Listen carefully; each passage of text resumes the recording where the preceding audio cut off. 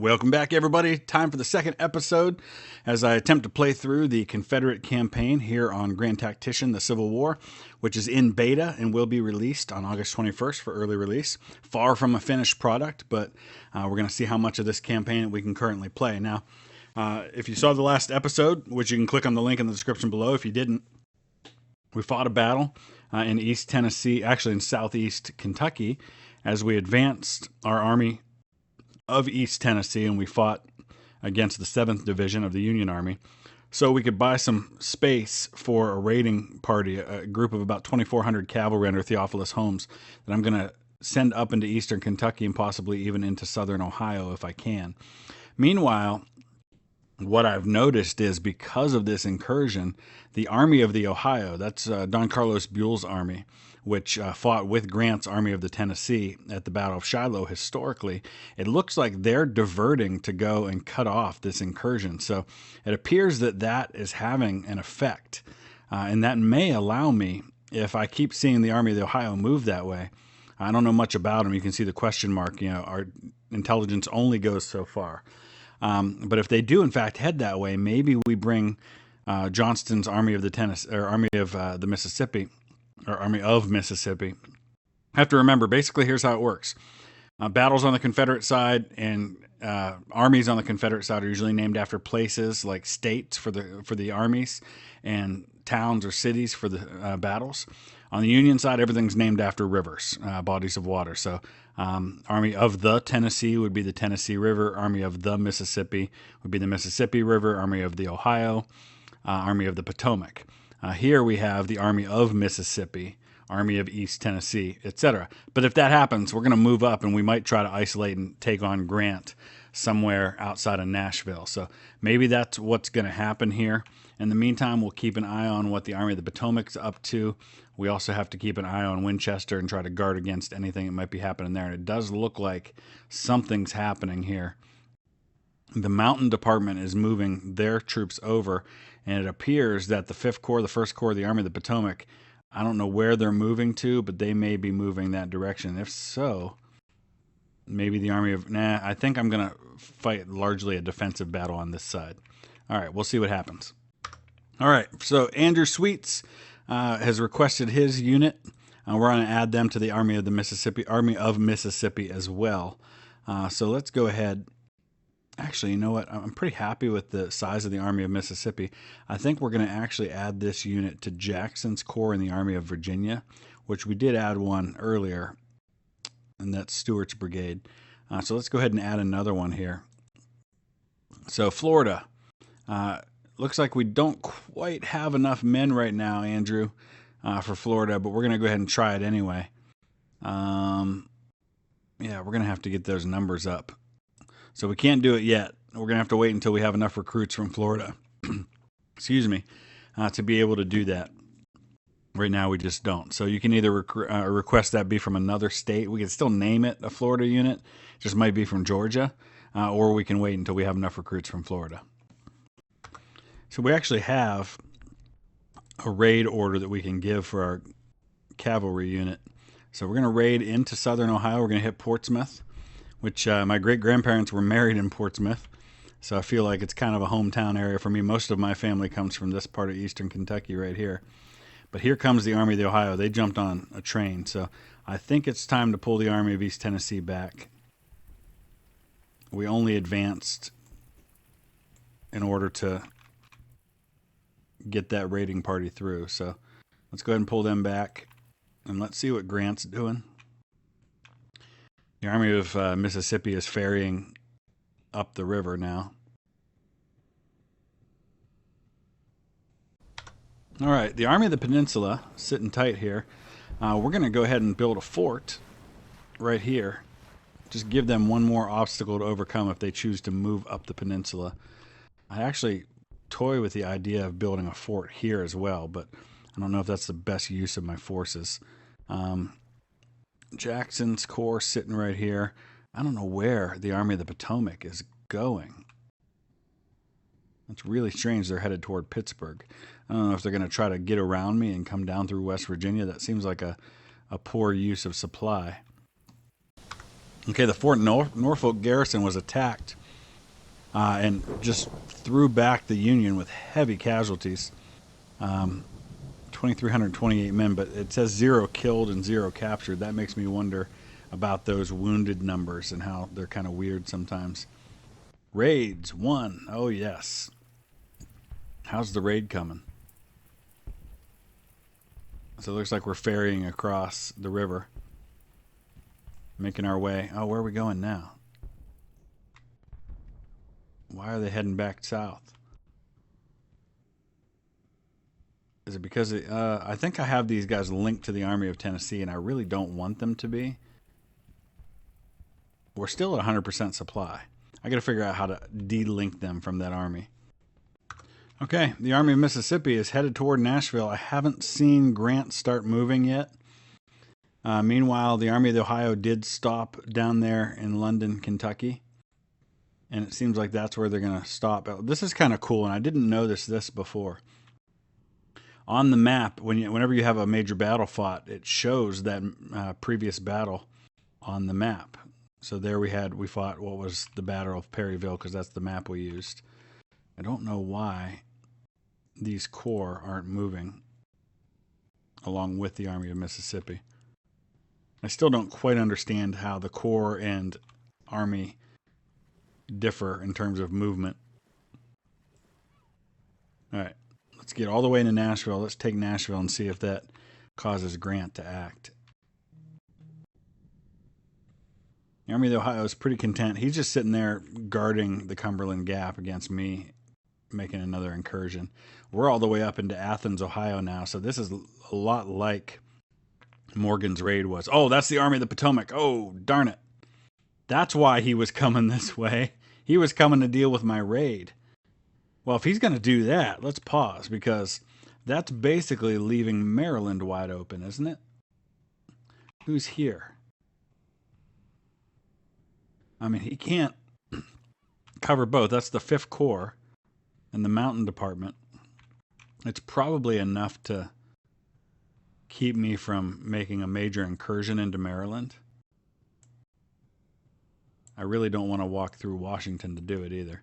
I certainly can't go at them with Jackson's Corps. There's not enough men, so I think I'll probably sit tight there. I don't know why Hill's Corps is down here. Let's bring them up.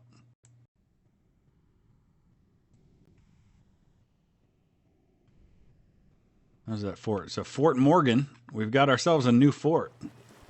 And we're going to have to add a garrison to that fort. So let's go ahead into the military and garrison our new fort.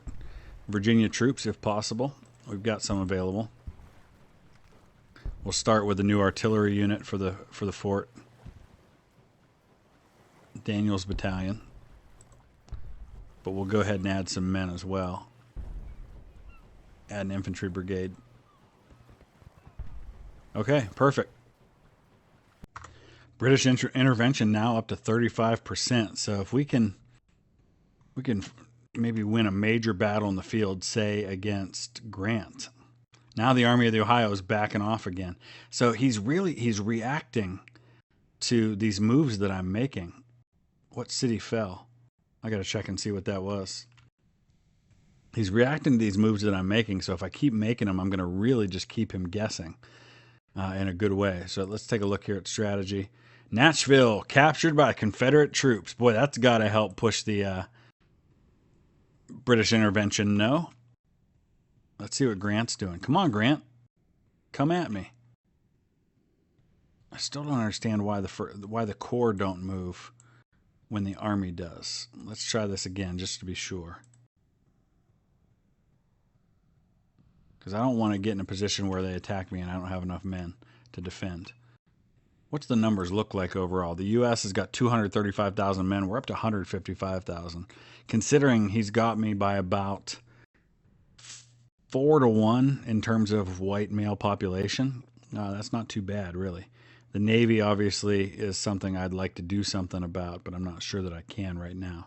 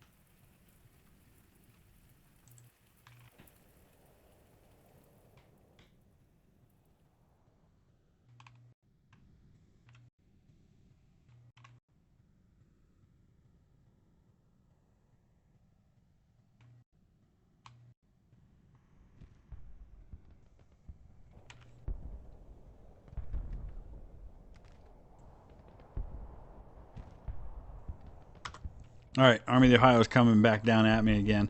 I may not be able to pull the Army of East Tennessee out of there in time to avoid combat, but I don't think my 10,000 men want to mess with Don Carlos Buell's army. Although I may not have a choice. Yep, okay. He's probably going to outnumber me way more than I'd like. So let's take a look. This is also going to be fought on the Perryville battlefield. There's the music, nice and loud again. So we'll see what the numbers look like. So we're outnumbered about 2-1. He's got nearly 20,000 men. 19,000 men, 16 guns. Up against my army, which is about half of that. We can make this work. We just got to play really smart. And since I'm really not too concerned with engaging him here, I'm going to choose the ground that I want, and I'm going to sit there. So I've just got to find good, solid defensive ground, and it might be the same place that I defended earlier. Just not sure if I can get over that far before I run into his army. But that was a pretty solid spot before. So let's try to get there if we can. And if we can't, we'll hold up somewhere short.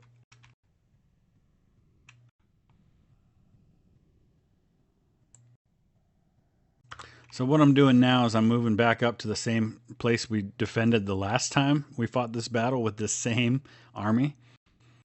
And we're just going to move into a similar defensive position. I'm putting my cavalry out on my flanks just to keep an eye on things, because I think the Union Army is somewhere in here. It's just now I'm facing, instead of one division, I'm facing a full army.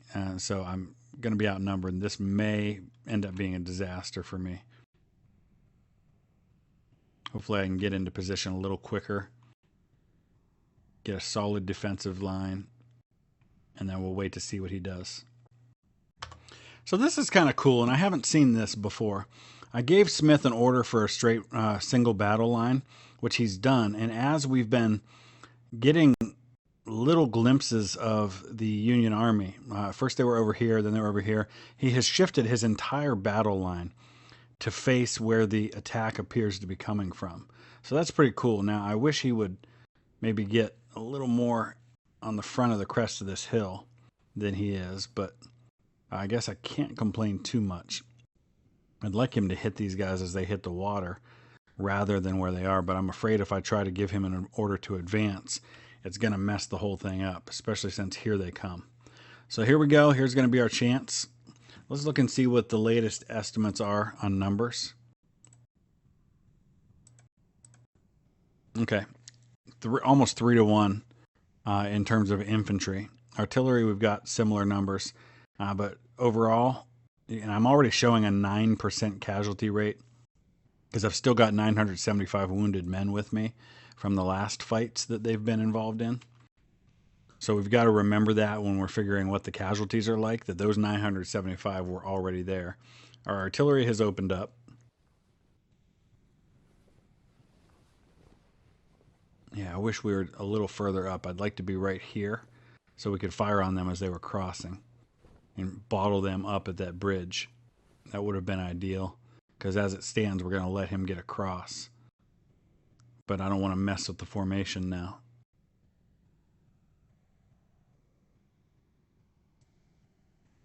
What we'll do is we'll wait until he gets a little closer, and then maybe what we can do is we can bring the cavalry around. We've got some skirmishers out here. Maybe we can get the cavalry up and harass him a little bit. No, I don't want to go that way.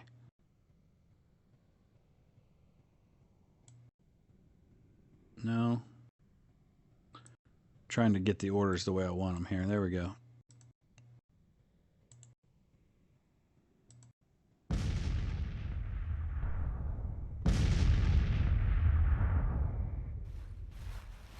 Yeah, I really did not want to let him get across. That would have been an ideal way to even up the numbers. It's probably too late to try and get in there and do that now, because he's going to get his whole army across.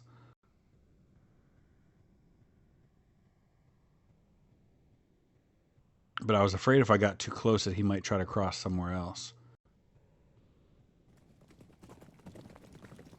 Okay, here comes the first attack, and it's coming on my right. He's just now getting into fire range. Oh, there's the artillery, and they've been ordered to lay down. All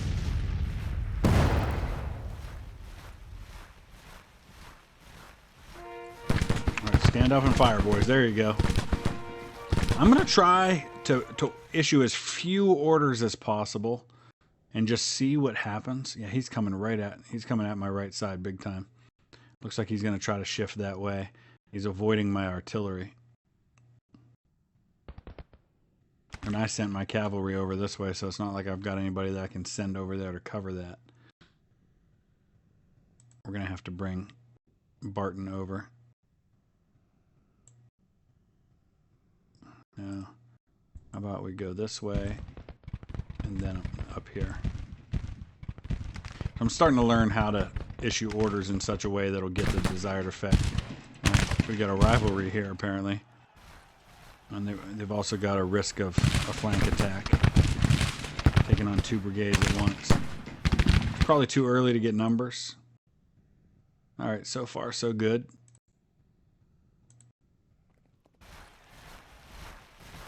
But we can't take even numbers. We've got to do far better than that.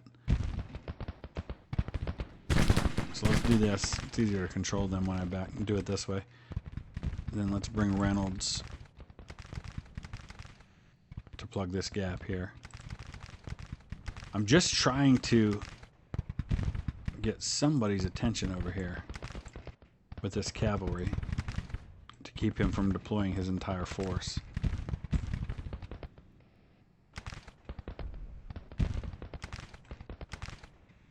How's Stevenson doing? Confident, that's good.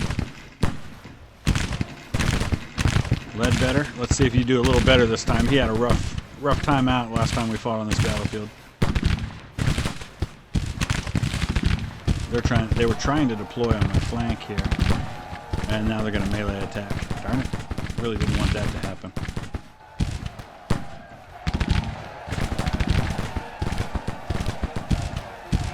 All right, Barton, come on, pour it into him.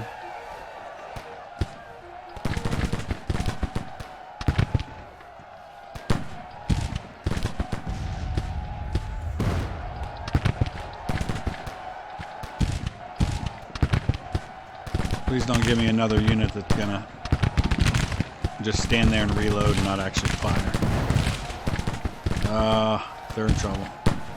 Don't shift. No, what are you doing? You're exposing your flank. Well, it's because these guys are over here. That's gonna cause them to break most likely.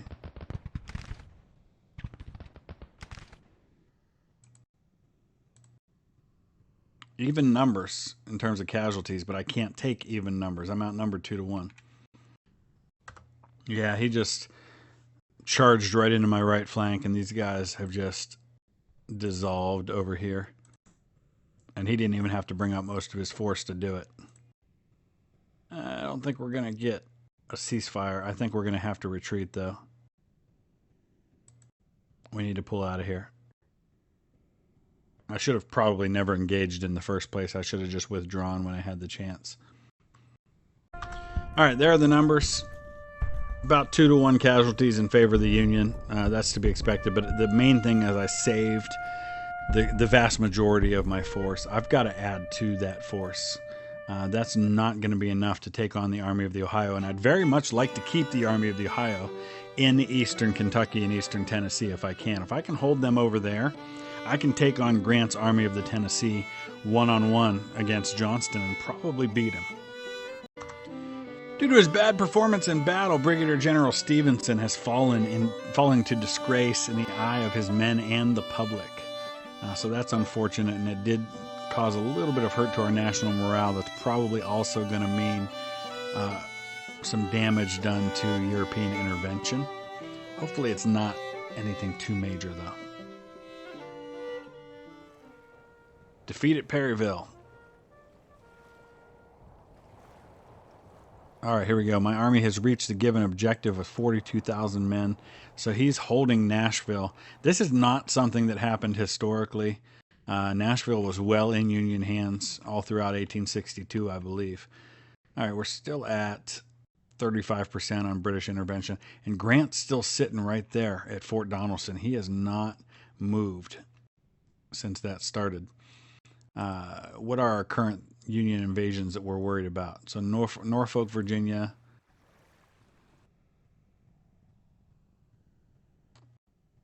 Army of the Gulf. I don't know where that one's at. So that one's that there. Okay. We're probably going to need somebody down here to deal with him. But so far we're holding New Orleans, so that'd be another big deal if we can hang on to New Orleans throughout 1862. So I've upped the money we're spending in politics so we can get some new policies. I really don't like some of the policies that were auto-managed. I definitely want diplomacy too, because we need to make that big push toward British intervention. I can't believe we don't have industrialization 1. That's kind of a big deal that I think we should have pursued. I don't want King Cotton 3.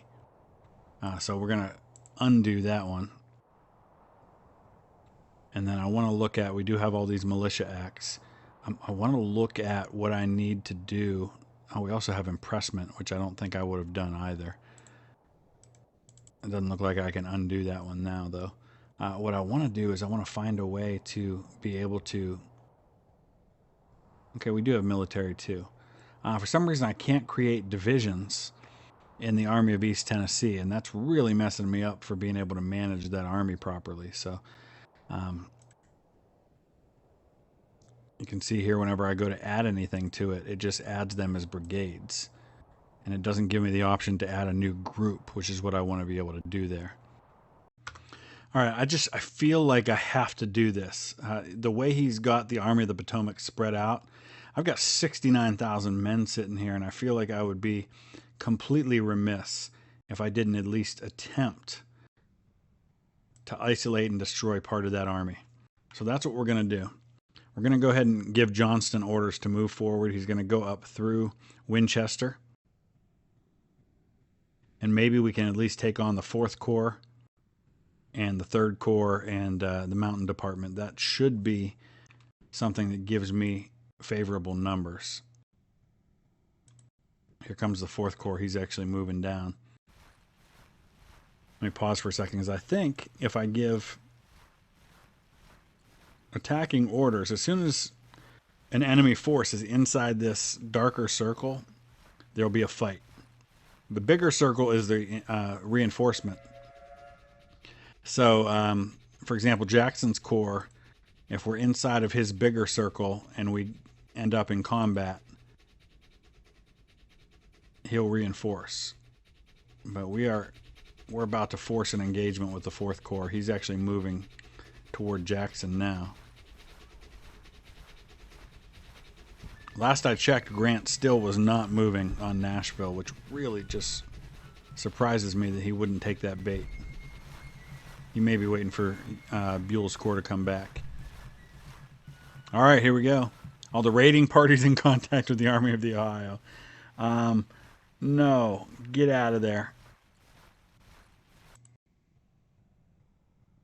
The Army of the Ohio came up. Oh, no. Retreat, retreat. Run away. And yes, it would help if you run away more. Do it. The Army of the Potomac's down there too? Oh my gosh. That's why those corps are headed that way. He's sending the Army of the Potomac west. Well, no longer, sir. You're going to have to fight me. We're going to fight on the battlefield at Antietam. Let's do this. Exciting. Okay. We're facing the 4th Corps under command of Erasmus Keyes with 22,000 men and 43 guns, says Joe Johnston, who should have far more than that. We've got 44,000 on hand because the rest of the Army of Virginia is spread out a little bit. I would think we probably should be seeing reinforcements from Stonewall Jackson and maybe even from Hill. But this is going to be fun. This is going to be our biggest battle so far. Oh, we do have Stonewall Jackson's reinforcements right here. Excellent. So we'll bring him up here to start. Just give me Joe Johnston's whole army. Let's move it right here for now. Oh, that includes Stonewall Jackson. Okay. So we're going to have Longstreet, Smith, Johnson, Ewell, and Huger. And then Stonewall Jackson right there in the center. Excellent. I like it. So my plan is to build my line right around where the historic Confederate line was, Dunker Church, Sunken Road, that area. But I'm also going to put some troops over on this side of Antietam Creek. And anticipate, okay, it looks like he may be coming up from the northeast because we've got that star that just changed colors, that victory point there at Upper Bridge. So maybe we don't want to have him on that side of the creek. We may want to keep everybody on this side and force him to attack us there. But we'll see, because he may cross up here somewhere.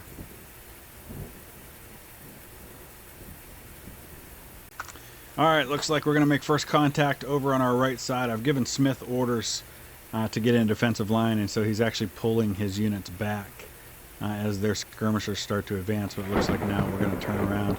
Is that Hood's brigade all the way on the right? It is. It's the Texas boys, 2,700 of them. And of course, like a lot of people, there appears to be some kind of a rivalry between Gustavus Smith and his brigade commanders.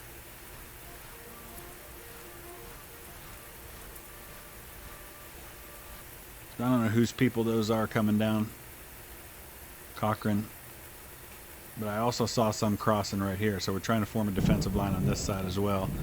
We've got Ewell's division here. We've got Stonewall Jackson starting to set up his defensive line here in the center. Gustavus Smith on the right, and then I've actually got Longstreet's division back here in reserve, just until we can see where they might be needed. I should have enough to do the job just with what's up front. Alright, well, we got into the second day now with no Union attack coming, and I've got what I feel is a pretty solid line. Smith just adjusted. He was originally right here, and he just shifted back based on what he saw the enemy doing. I don't think I need to hold Longstreet in reserve any longer. So what I'm going to do is I'm actually going to send them around down into this valley over here between these woods, where I think they'll probably have pretty good concealment. And I'm going to bring them up and see if I can't surprise the enemy and drive him down into my main line. That's the theory. We'll see if it works. Okay, well, as we wait for Longstreet to get in position, it appears the action is going to start over on our left now. Same units we saw earlier are now in the north woods, and we're going to advance cautiously, but advance steadily with Huger's division and then with Ewell's division here.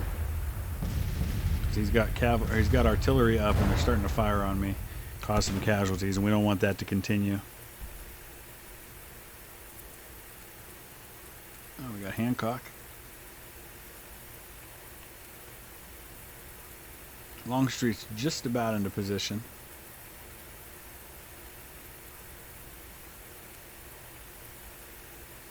Get him in march column and have him move right up this way.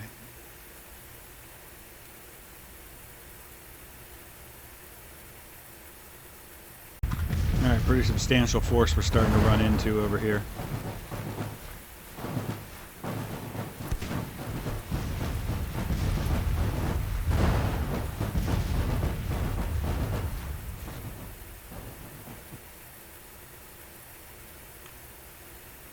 I feel like I wish I had Longstreet's men over here now. That may be his full force, so let's go ahead and start bringing Smith up. We may need to bring them across. They may be the force that we use to smash into his flank. I don't know who the Stonewall Brigade's with. Oh, okay. That's part of Jackson's Corps. Jackson's Corps needs to move up as well. In fact, since Smith's already going there, let's go ahead and order him that way so Jackson's Corps can come up on the flank. These guys just basically need to hold while we try and bring up additional forces. Let's look at the numbers so far. Alright, so pretty one-sided in his favor at the moment. 112 killed on my side, 35 for him. but we do outnumber him more than 2-1. So let's just hang tight while Jackson comes up, and then we should see a change. All right, these guys are going to have a rough time. Huger's division, unfortunately, is going to take a lot of losses because they're taking on the brunt of the Union Army right now. There's Louis Armistead's brigade right there. So far, so good.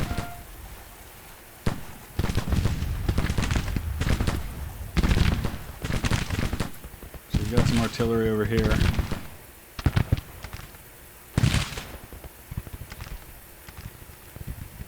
You can see that we already lost. It looks like Elzey broke with 900 losses. He lost over half his brigade. We need Stonewall Jackson to get moving up and move up fast.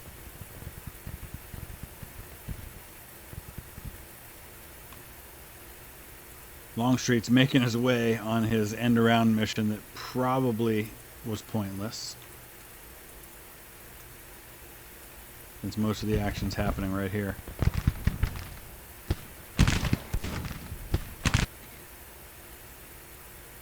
Wow.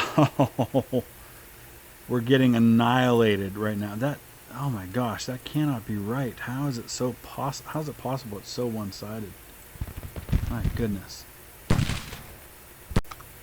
All right, Colonel Munford has received severe wounds in combat and has been carried to the ambulance by his men. Morale in his brigade is determined with no casualties. Munford whipped, Squires losing men, Huger losing men. That whole left is just being overrun. And the problem here is that I should have kept Longstreet where he was, because then I could have brought him straight up here. He'd already be engaged. He'd be reinforcing those troops instead of all the way out here, thinking I was doing a flanking attack on a flank that isn't even there anymore. So now Jackson's going to get into position just in time to smash into his flank where he doesn't have the element of surprise on his side anymore, because these guys will have overrun what's left of that left flank. I mean, we're going to win just because of sheer numbers, but I can't take casualties like this in a battle that I had a 2-1 advantage. Alright, so it's still pretty oh my gosh, 5,900 to 2,100. That's just absolutely brutal. But Stonewall to the rescue. I can't believe Wright and Mahoney are still hanging on right now as well as they are. Armistead is broken. Wow, he lost. He's going to be wiped out. He's going to lose his whole command. He's down to 121 men. That's, we're thinking like 26 North Carolina at Gettysburg type casualties there, where you're looking at 80-90%.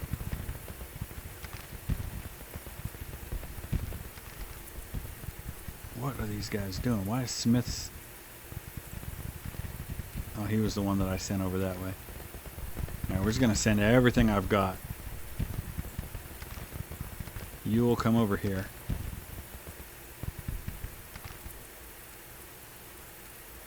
Now we're up to 7,500 casualties. Oh, this is so brutal. This did not go well at all.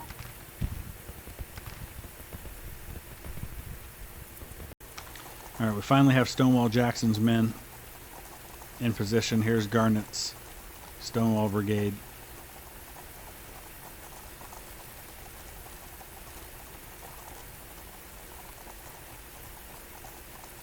So we're just going to hold this line. We're not going to try to advance too far right now. See if we can just push him toward the Potomac River. I don't know how in the world Ambrose Wright is still holding over there. What a mess. My original plan was so much better than what I tried to do when I tried to get cute. I don't need to do anything cute when I've got a 2-1 advantage. Okay, now we've spread out a little more. We got Stonewall Jackson on the right. We got Smith's division over here on the left. And we got the enemy bunched up now in the center. And I'm hoping now we've got a battle line where we can deal with him. A lot of my units are just now getting into their destination. And then I'm bringing Longstreet, who's got to be exhausted by this point, up here to try and contain on this side. And we might have him in this little horseshoe completely bottled up. He doesn't appear to know what to do with this. So maybe we can get some of these casualties back. It was about 4-1 last I looked. Still is. Man, it's about 3-1 now. Okay, day 3. Now we've had a chance to redeploy. Hopefully we can get into a much better position now. We'll bring Stonewall Jackson down from up top. We'll bring Longstreet in from this side. And we'll hold the rest right where they are. Numbers going into day 3. Still got them not quite 2-1, but about 7,000 more casualties on my side. Oh, this is bad news. Major General Smith was wounded. Wade Hampton has been wounded. So that's a division commander and a brigade commander. But we've got this guy bottled up now. Whatever casualties I suffered going into this, it should get much more favorable moving forward.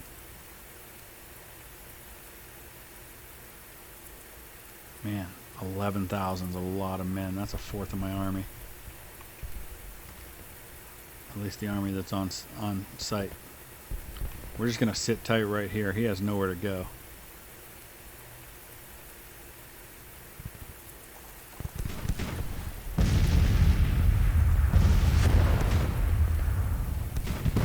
Oh, look at that house. Oh, that's cool. Not cool for the people who live there.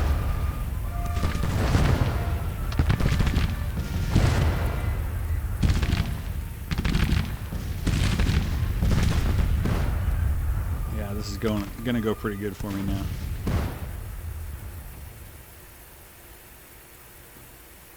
And it looks like we might give him a spot to break out, so let's be careful here. Put Anderson up there. Alright, looks like he's trying to break out. He's charged headlong into Longstreet's division. Stonewall Jackson's kind of in disarray now because it looks like they're trying to break their way out there too. Who was wounded this time? Whiting, Brigadier General Whiting. So we've lost a bunch of brigade commanders in this one. But that's basically what's happening here, is that he realizes that I'm closing in on him, and so now he tried to break out. So now we're going to start pushing forward on him. Hopefully there's not a lot of friendly fire issues that happen here, but we have been driving up the casualties on both sides. 32% for me, 23% for him, but I had far more men. So this is, no matter what happens in this battle, it's been a disaster for me. But the only thing that'll make it worth it now is if we can manage to pretty well just destroy his force. Okay, so now you can see we drove up his casualty rate dramatically to the point where now he's suffered almost 70% casualties to my 40%. 40% is disastrous for me, but at the very least, he's down to just 3,200 men actually on the field of battle, a lot of which probably aren't missing but are actually just fled from the battlefield. So this one's pretty much done at this point. We'll see what the final numbers look like. Okay, there you have it. I don't know why it's only showing 2,000 casualties for him on the infantry. We know that he suffered far more than that. Yeah, because it's showing 7,500 total. So I'm not entirely sure what that's all about. But you can see just the devastating casualties for me in this one. That's a major Confederate victory on the scoreboard. And hopefully it pushes Europe toward intervention. But as far as I'm concerned, those are losses I'm not going to easily replace. Due to his battle honors, Lieutenant Deering has become famous and an inspiration to his men. Colonel Wright, however, has fallen in disgrace. And the thing is, Wright really actually handled himself well. He was the last brigade to get overrun over on my left flank. When everybody else had broken, Ambrose Wright was still there. I don't agree with that at all. I feel like he gets a bad rap. But, you know, sometimes that happened. a guy would get a bad rap for something that really was beyond his control. So we're going to wrap it up here in just a minute, and we'll take a look at kind of the overall situation as we close. But there's a lot of work to do. And, these are lessons that I have to learn in this game. It's a very different way of handling an army. It's a very different way of dealing with how things work. But, it looks like the Army of the Potomac's in contact with the raiding party. We're definitely going to retreat them. Let's go ahead and pause here. European intervention. Retreat. Still at 30%. A lot of work to do. I'd really like to engage Grant's army, but have it go better. That was my first large-scale army battle, and it did not go well, but I think I learned a lot about what not to do. So we'll see moving forward. Let me know your thoughts. Use that comment section below. We'll be back tomorrow with a continuation of this campaign. Thanks for watching.